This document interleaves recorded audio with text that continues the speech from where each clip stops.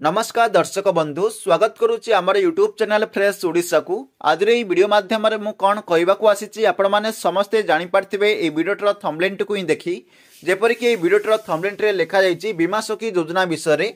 तो आज ये वीडियो माध्यम मु सेम टॉपिक विषय ही आपको जनइबी ये जो बीमा शक्ति योजनाटी रही है योजनाटी कौन आर बेनिफिट कौन कौन रोचे से विषय आज ये वीडियो माध्यम जाना। तो चलते आज वीडियो को स्टार्ट करवा और ये बीमा शक्ति योजना विषय डिटेल से जाना।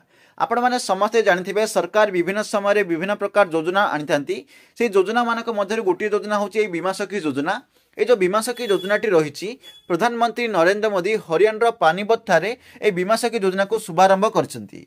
ए योजना को भारतीय जातीय बीमा निगम जोटा कि आम LIC बोली कहूँ से LIC योजनाटी को आरंभ करिछि। पीएम मोदी कहते भारत महिला सशक्तिकरण दिगरे लगातार पदक्षेप नौची एवं ए योजना महिला मानक आर्थिक भागीदारी रे शामिल करने साहाय्य करिबो। ये जो बीमा सखी योजनाटी रही हरियाणा आरंभ करागला। ए योजनाटी को LIC लॉन्च करछि मतलब LIC माध्यम आप सब को आवेदन करेंगे।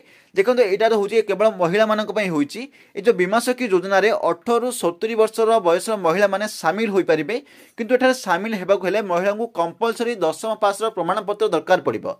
मतलब जो मैंने भी महिला माने सामिल हे से बयसटी 18 ରୁ 70 वर्ष मध्य रही आवश्यक रही कंपलसरी आप 10वीं पास कर आवश्यक रही।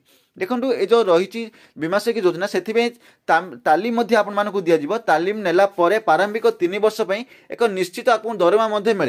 यही योजना साधारणतः समाज में बीमा प्रति सचेतना सृष्टि करने और आर्थिक शिक्षा प्रदान करने यार उद्देश्य रही। बीमा सखी माने समाज में LIC एजेंट भाव काम करेंगे से प्रति नूतन पॉलिसी कमिशन मिलवा सहित किसी काम करेंगे।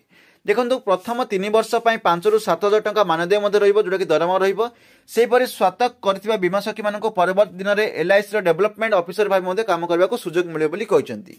पीएम मोदी ये योजना अधीन किसी बीमा सखी को नियुक्ति पत्र देइछंती। आगामी वर्ष में योजना को 2 लाख बीमा सखी भाव क्षेत्र में सफल करने यार लक्ष्य रखा जाइए। मुझे सर्टकट रे बीमा सखी योजना विषय किछिटा कहली।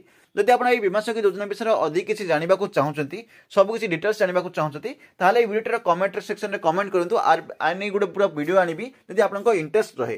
तो चलते आज वीडियो ये रखा मुझे आशा करुँच योजना विषय किसी ना कि आपने जानीपारे। जब वीडियो भल लगी था वीडियो को लाइक करूँ शेयर करूँ और सब्सक्राइब करूँ और यहीपरि वीडियो देखा बेल आइकन को प्रेस कर ऑल नोटिफिकेशन को क्लिक कर रखुँ ताकि वीडियो नोटिफिकेशन टी आपंक पाखक सुनिश्चित मिल पार।